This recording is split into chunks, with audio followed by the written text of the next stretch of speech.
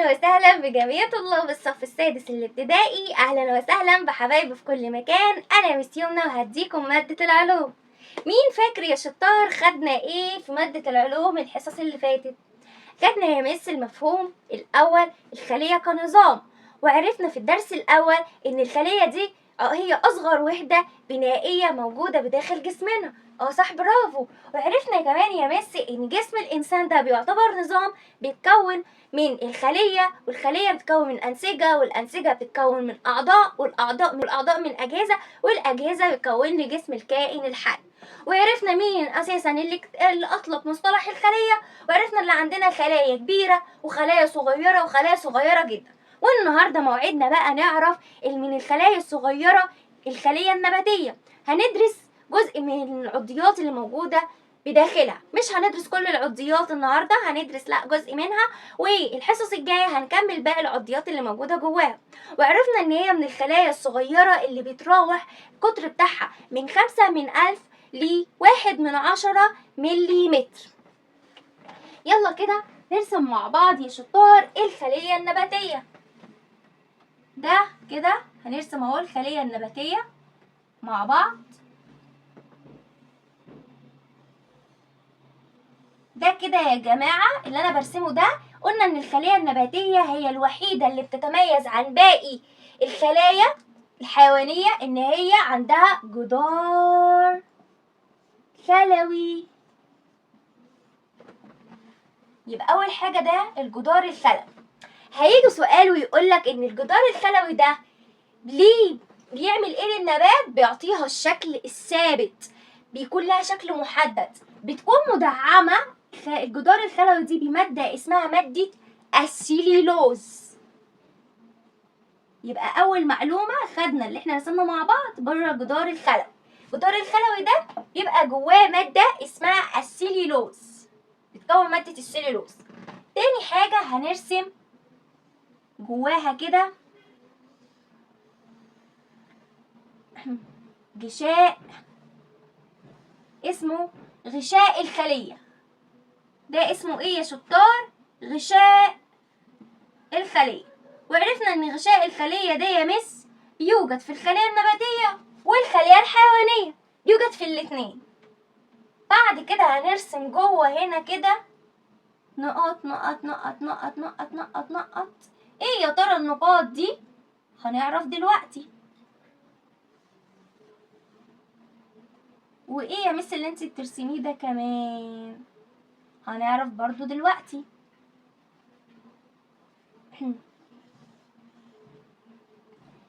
النقاط دي اللي انتوا شايفينها دي اسمها السيتوبلازم. السيتوبلازم يا سنة 6. تمام؟ يبقى أول حاجة في جدار خلوي مغطى بمادة السليلوز. تاني حاجة غشاء الخلية وهنتكلم عنه دلوقتي. تالت حاجة السيتوبلازم اللي هي النقط دي، ده سائل جلامي لازق. تمام؟ ودي حاجة اسمها الفجوة العصارية.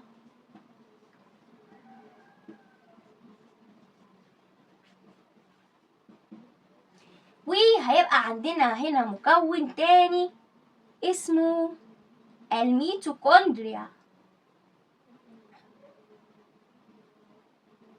ده كده يا شطار الميتوكوندريا. وهنعرف الميتوكوندريا دي ايه فايدتها للنبات. رقم 4 اللي انا مرقماهم دول هو اللي هنتكلم عليهم النهارده في درسنا. انا عايزه اول حاجه اقول لكم ان الجدار الخلوي ده بيوجد في الخليه النباتيه، مدعم بماده اسمها ماده نقط السليلوز. بتيجي اختر واكمل وصح وغلط. تاني حاجه هنتكلم بقى النهارده عن غشاء الخليه. ايه بقى يا مس يمنى الغشاء الخليه ده؟ هو عباره عن البطانه الخارجيه. شايفين؟ ده البطانه الخارجيه بتاعت النبات. يبقى أول حاجة غشاء الخلية ده عبارة عن إيه؟ البطانة الخارجية. وفي نفس الوقت بنقول عليه غشاء بلازمي، وهو برضو بنطلق عليه الغشاء البلازمي. احنا اتكلمنا قبل كده وقلنا غشاء الخلية ده ليه وظيفة مهمة.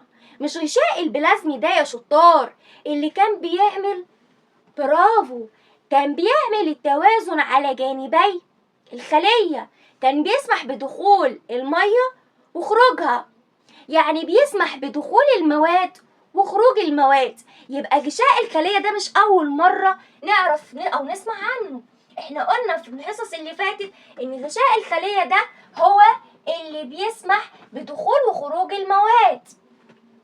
يبقى هو عبارة عن البطانة الخارجية أو الغشاء البلازمي الذي يسمح بدخول مواد وخروجها. في مواد يقول لها اتفضلي، وفي مواد يقول لها لا انت مش هتدخلي. طيب ده كده لوحده من غير مساعدة حد؟ لا، غشاء الخلية ده بيتميز بحاجة اسمها خاصية النفاذية الاختيارية. النفاذية الاختيارية يعني ايه يا مس النفاذية الاختيارية؟ كلمة اختيار دي يعني مش إجبار اللي أنا أدخل كل المواد أو أخرج كل المواد، لا، بمزاجي. في مواد أنا عارف إن هي هتفيد الخلية بتاعتي فبدخلها، وفي مواد زايدة عن حاجتي ومش محتاجها فبخرجها، فعشان كده قلت عليها إن هي نفاذية اختيارية. خلي بالكم الجزء ده فيه أسئلة كتير. ده عبارة عن إيه؟ غشاء الخلية. غشاء الخلية هو إيه؟ هو البطانة الخارجية أو الغشاء البلازمي، ده التعريف بتاعها، بيسمح بدخول مواد وخروجها عن طريق خاصية تعرف باسم خاصية النفاذية الاختيارية. ممكن يقولك الانتشار، ممكن يقولك الاسموزية، ممكن يقولك النقل النشط، لا، هي النفاذية الاختيارية. طب النفاذية الاختيارية دي تعريفها إيه؟ هي الخاصية التي تسمح بدخول وخروج المواد من وإلى الخلية. تعالوا كده يا شطار أوريكم غشاء الخلية شكله عامل إزاي في النبات. غشاء الخلية اللي احنا بنتكلم عنه ده غشاء الخلية، ده اللي بيسمح بدخول وخروج المواد من وإلى الخلية. يبقى أول حاجة غشاء الخلية أهو. تاني عضو معانا أو عضية اسمها السيتوبلازم. الكور اللي جوه دي، الكور اللي جوه دي، الكور اللي جوه دي اسمها سيتوبلازم. السيتوبلازم ده ايه؟ بيقول لك هو السائل الهلامي او الهلامي اللزج. احنا شايفين ان هو كور كده اللي بيوجد داخل الخلية. طيب السائل الهلامي اللزج ده بيعمل ايه؟ بتسبح فيه حاجة اسمها عضيات الخلية. بالمناسبة يا شباب، الأجزاء اللي هي المكونات اللي جوه الخلايا النباتية دي اسمها عضية، يعني جدار الخلوي ده عبارة عن عضية. الفجوة العصارية عضية، غشاء الخلية عضية، الميتوكوندريا عضية، السيتوبلازم عضية. دي كده اسمها عضيات الخلية. يبقى الخلية دي بتتكون من تراكيب صغيرة اسمها العضيات، سواء سيتوبلازم، سواء غشاء خلية، سواء فجوة عصارية، ميتوكوندريا، دي كلها اسمها عضية. طب العضيات دي لها تعريف؟ وليها كل واحد من دول ليه وظيفة مختلفة عن التاني. غشاء الخلية ليه وظيفة بتختلف عن الميتوكوندريا زي ما هنشوف دلوقتي، ليه وظيفة غير السيتوبلازم.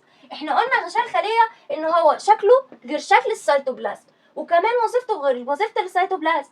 غشاء الخلية بيسمح بدخول وخروج مواد، السيتوبلازم بتسبح فيه العضيات، وكمان هو الداعم للخلية، بيدعم لي الخلية بتاعتي.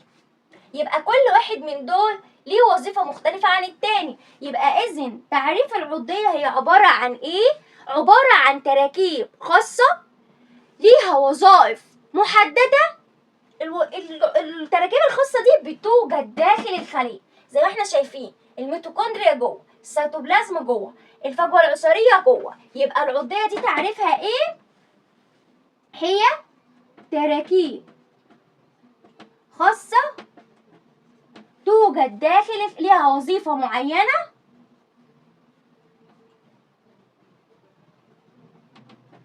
وتوجد داخل الخلية.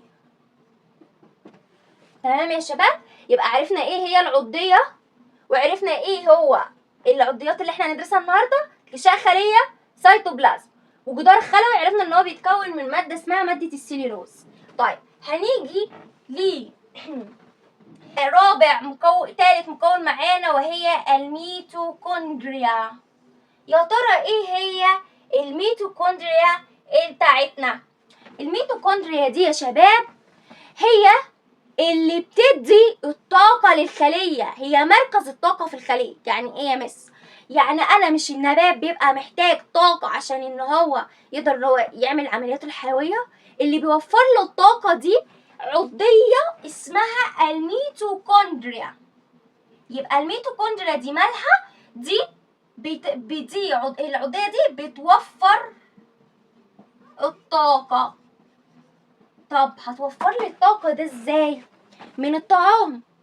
الطعام احنا هناخد من الطعام ده من عملية اسمها عملية التنفس الخلوي، هنحصل منه على الطاقة الكيميائية من الطعام بتاعنا. يبقى الميتوكوندريا دي هي مصدر الحصول على الطاقة عن طريق عملية تسمى بالتنفس الخلوي.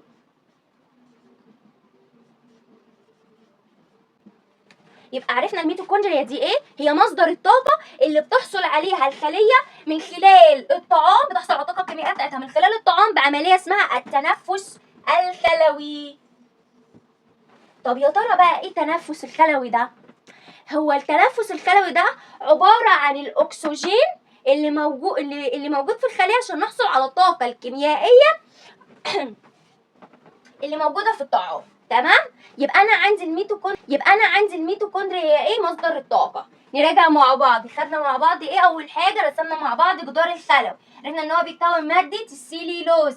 تاني حاجة خدنا غشاء الخلية، ومش غريب علينا شكل غشاء الخلية. نسيت أوريكم يا شباب إن في شكل السيتوبلازم عامل إزاي. بصوا، ده السيتوبلازم، ده السائل الهلامي اللزج اللي موجود داخل الخلية اللي بتصبح فيه عضلات الخلية.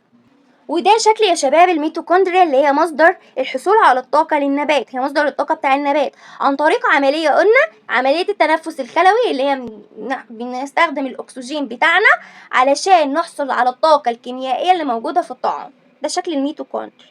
تمام؟ مرحبا. هناخد هنا الميتوكوندريا ازاي هي مركز انتاج الطاقة في الخلية. شايفين يا اصدقاء اللي بيحصل داخل الميتوكوندريا؟ هتقوم دلوقتي الميتوكوندريا بعملية التنفس الخلوي اللي هي بتستخدم الاكسجين عشان تحطم السكريات او الاجزاء الطعام عشان تحصل على الطاقة. شايفين اللي بيحصل في الميتوكوندريا؟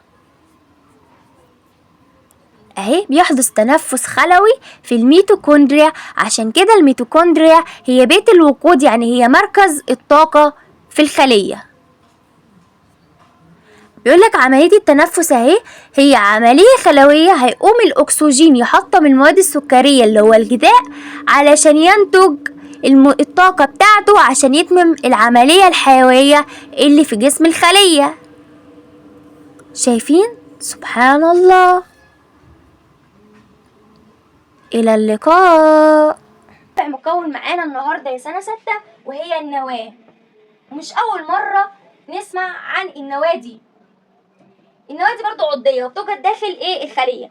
النواة دي قلنا ان هي مسؤولة عن الانقسام، انقسام ميتوزي. لما قلنا بتعوض زي في الخلايا العصبية فيها نواة، فبتعوض لي الخلايا التالفة. وقلنا ان النواة دي مركز التحكم في الخلية، في أنشطة الخلية. يبقى النواة دي لها فايدتين، انقسام، وكمان مسؤول ان هي مركز التحكم في أنشطة الخلية. هي اللي بتتحكم لي في أي حاجة بتحصل جوه الخلية. زي مثلا انت باباك هو اللي مسؤول عنك، فهو اللي بيتحكم فيك انت تعمل ايه، يعني بيتولى امر. النواة دي هي اللي متولية امر الخلية، هي اللي بتتحكم في الخلية. وهي اللي مسؤولة عن حاجة اسمها الانقسام، واتكلمنا ان قلنا ان هي بتعوض الخلايا التالفة اللي بتفقد من جسمنا، بس خلايا الدم الحمراء ما فيهاش نواة، فمش بتعوض التالف منها. تمام؟ يبقى عرفنا ايه هي عضيات الخلية. احنا النهارده كنت عايزاكم تعرفوا جدار الخلوي بيتكون من ايه؟ الغشاء الخلية، السيتوبلازم، النواة، والميتوكوندريا. باقي عضيات الخلية هنتكلم عليها المرة الجاية. طب يا ترى يا مس الخلايا دي شكلها موحد ولا بتختلف من خلية لخلية؟ الخلايا يا سنة 6 شكلها طبعا بيختلف من خلية لخلية تانية موجودة جوه جسم الكائن الحي. زي ما قلنا في الدرس الأول، قلنا إن الخلايا بتختلف في الشكل والتركيب. ليه بقى؟ من شاطر يرد عليا، بسبب اختلاف الوظيفة. برافو. يبقى الخلايا دي شكلها بيختلف، الشكل بتاعها مش موحد يا سنة 6. ليه شكلها بيختلف؟ بسبب إن كل خلية من دول بتقوم بأداء وظيفة معينة، لأن كل خلية بتقوم بأداء وظيفة معينة داخل نفس الكائن الحي. يعني نفس الكائن الحي الخلية دي بتختلف شكلها من خلية لخلية أخرى. يعني خلايا المعدة مش زي خلايا القلب أو الأمعاء، كل واحد من دول شكلهم مختلف. خلايا العضلات مش زي خلايا العظام. تعالوا أوريكم. يعني مثلا دي خلايا الدم، شايفين شكلها أهو. أوريكم بقى خلايا العضلات. شكل خلايا العضلات هو نفس شكل خلايا الدم؟ لأ، الشكل بتاع خلايا الدم غير شكل خلايا العضلات غير شكل خلايا العظام. كل نوع من الخلايا دي، كل خلية من دول شكلها بيختلف عن الخلية التانية، عشان كل واحدة من دول بتقوم بوظيفة مختلفة عن التانية.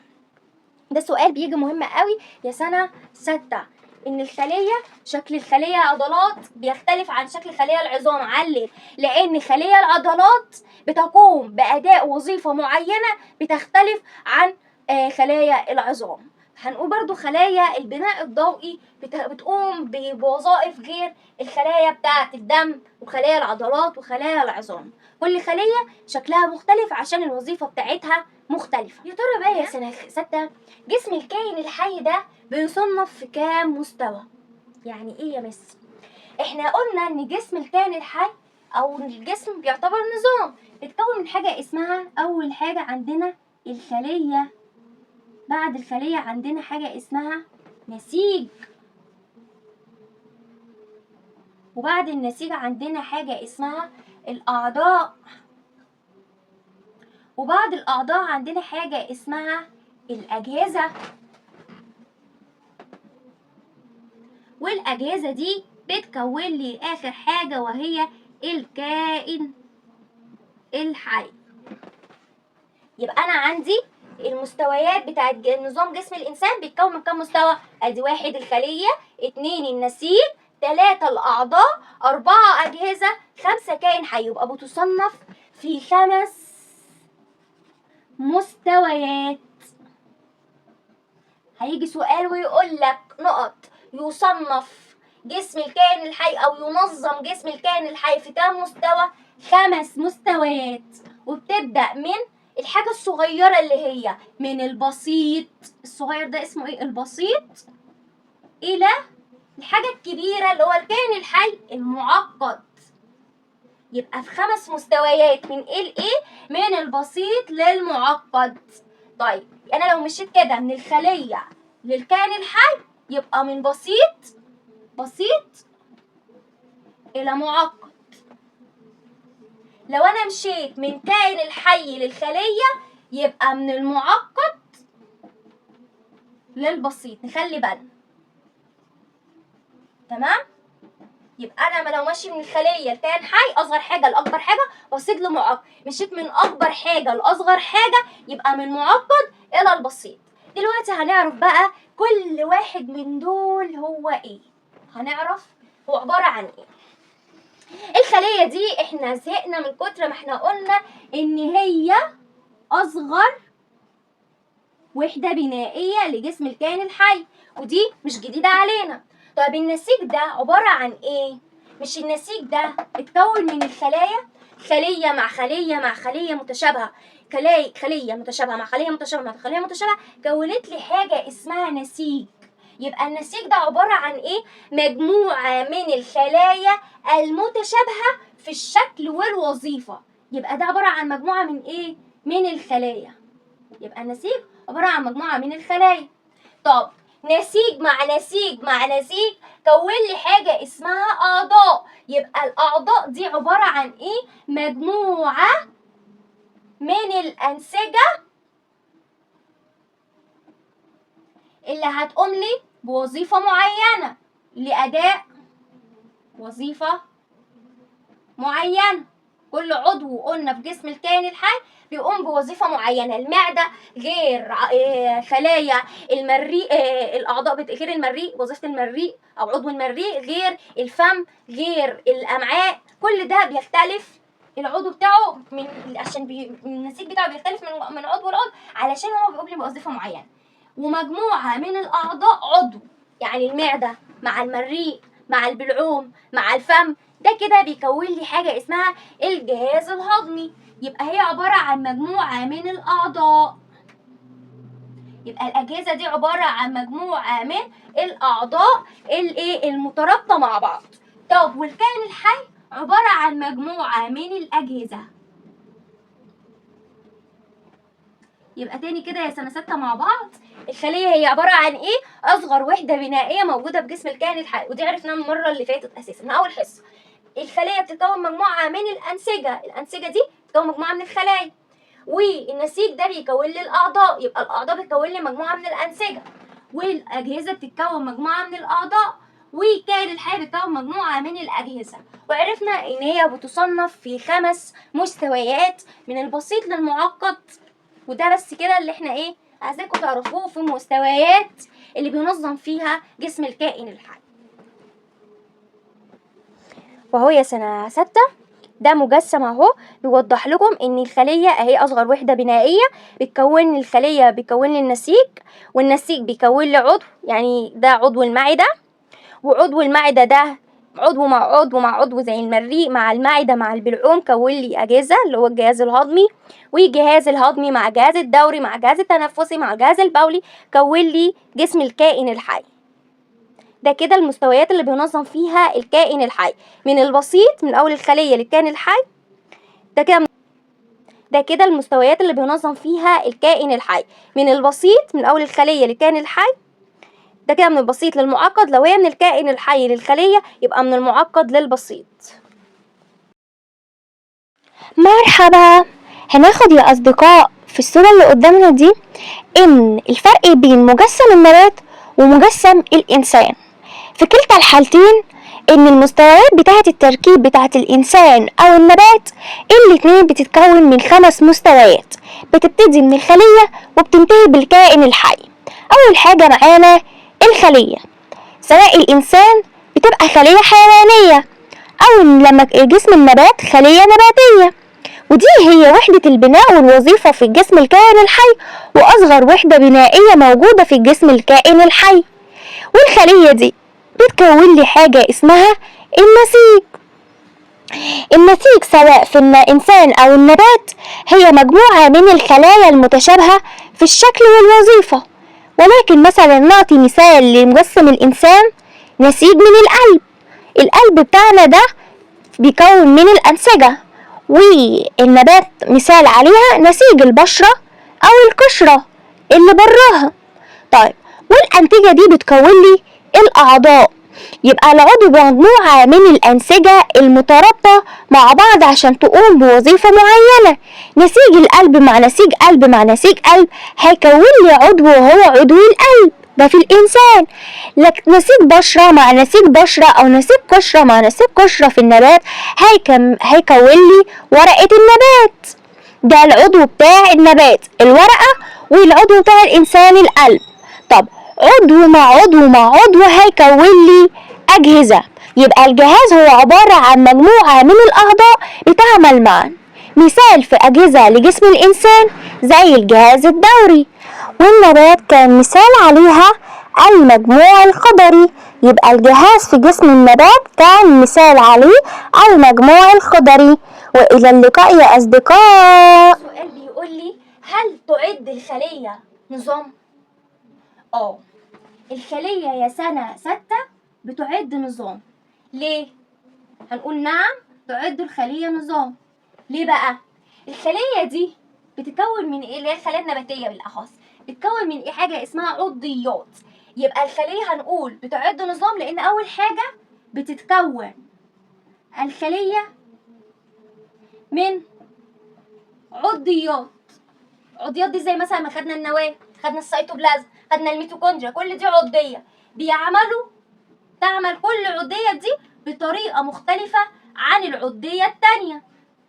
يبقى هنقول نعم لأن الخلية بتتكون من عضيات. وتاني حاجة هنقول لأن كل عضية من دول بتقوم بأداء وظيفة معينة. يعني قلنا مثلا ان السيتوبلازم بتسبح فيه عضيات الخليه، النواه مسؤوله عن الانقسام عشان بتكون خلايا جديده. يبقى كل عضيه من دول بتقوم بوظيفه معينه.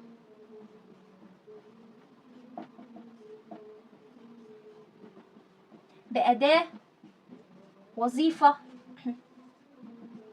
معينة لتحافظ فيها على حياة الخلية.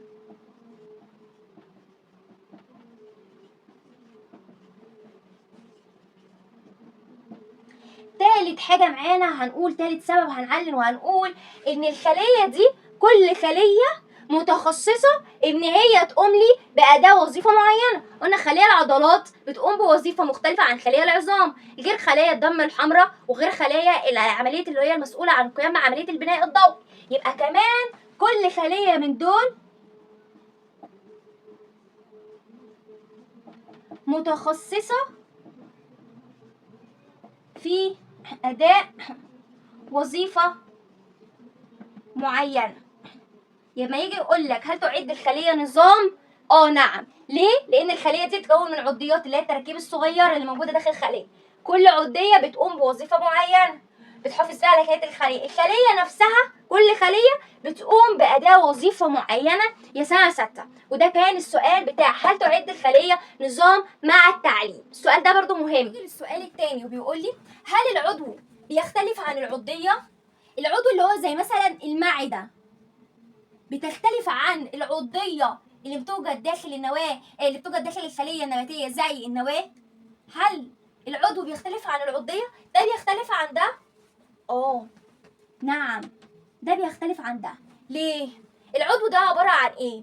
احنا قلنا ان العضو ده عبارة عن مجموعة من الأنسجة، والعضو ده أكبر بكتير جدا من العضية. يبقى أول جزء من السؤال هيقول لي هل العضو يختلف عن العضية؟ هنقول نعم لأن العضو أكبر بكتير من العضية.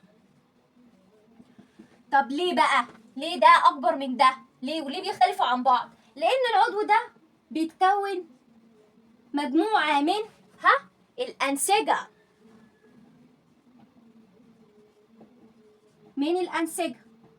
اللي بتقوم بأداء وظيفة معينة. طيب وأما العضية، مين فاكر تعريف العضية اللي لسه قايلينه؟ قلنا إن هي عبارة عن تراكيب صغيرة ليها وظيفة معينة